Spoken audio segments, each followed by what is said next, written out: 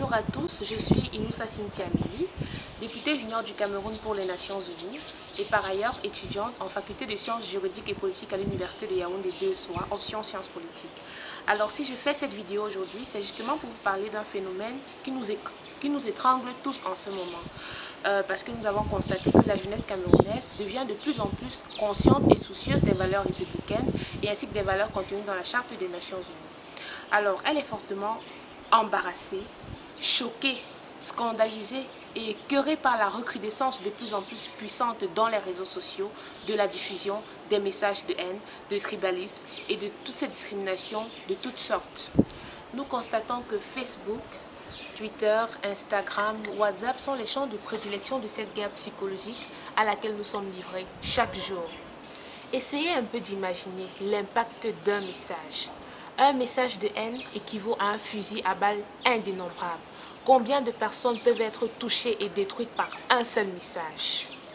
Triste est de savoir que c'est de tout temps depuis les indépendances, la plus violente et la plus barbare des guerres que nous n'ayons jamais livrées.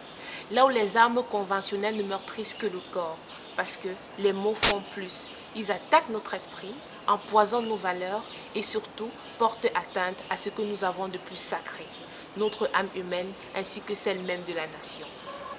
Tout ceci me fait méditer encore aujourd'hui ces paroles du secrétaire général des Nations Unies, Antonio Guterres, qui disait qu'il faut rejeter ceux qui ne comprennent pas que lorsque les sociétés deviennent multiethniques, multireligieuses et multiculturelles, la diversité doit dès lors être considérée comme une source de richesse et non comme une menace.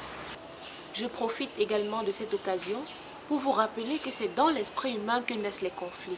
Et c'est également dans l'esprit humain que nous devons ériger les défenses de la paix, du vivre ensemble harmonieux et de toutes ces valeurs-là qui font qu'aujourd'hui nous nous appelons nation camerounaise. Alors vous rendez compte à quel point les discours de haine sont dangereux pour nous, pour la société, pour les jeunes de notre nation.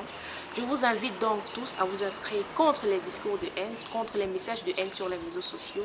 Restez neutre, ne réagissez pas, car juste le seul fait de réagir pourrait détruire, je peux dire peut-être des milliers de personnes. Alors soyez neutre, cultivez la paix, l'unité nationale et les lendemains seront meilleurs. Je vous remercie.